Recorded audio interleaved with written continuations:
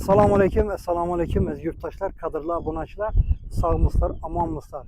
Xuda qalasa sizlərə yenə yengilikimiz, yaxşı niyyətdə imarat quramanda büyüyen inşallah bolsa, Harazm vilayəti Bağat tumanı, Nurlu Məskən, yəni kommunizm əsəmətdə desəkən buladı. Eski kuşxana var, eski sallaxananın yan tamanında. Xuda qalasa yengi tədbirkarımız iş fəaliyyətini başladı.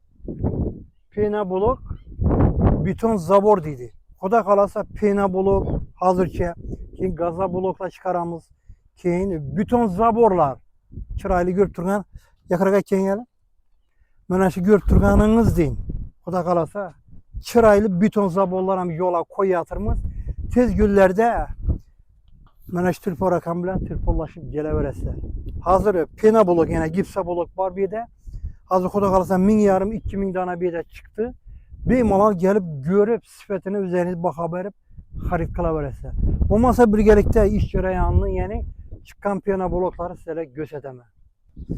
Aziz abunəçilər, gəlin olmasa əziz yurttaşlar, yəni ki görüb durun həmin şəkildə blokumuz ilə 20, 30, 60. Bunu həmmə məlum bu. Yine görüb tutslar, yaxıraqa keyin gəlir. Yine bunu görüb tutsa yine. Ben evvel parmak batadı öz aslında ha. Lakin ama parmak batmıyor yine. Yani bunlar kaysını göstereyim. Elbette yengi tedbirkar, yengi iş başlayan sıfatlı boladı xuda qalasa. İndi bir aldığından bu ülkemiz, şimdi işlere puxta ülkemiz bu. Xuda qalasa gələ verəsə şimdi piyano bloklar bir de çıxıb durdu.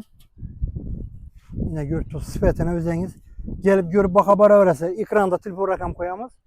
Bir mana telefonlaşıp Lakassanam sorasanız da burada adresi aytıp ötdük. Kommunizm yine Əsəmət hazırki Nurlu Məskəndən Gülşən məhəlləsində ötəvərişdə eski sallaxana, yani kuşxana var. Şunun arka tarafında yerləşən.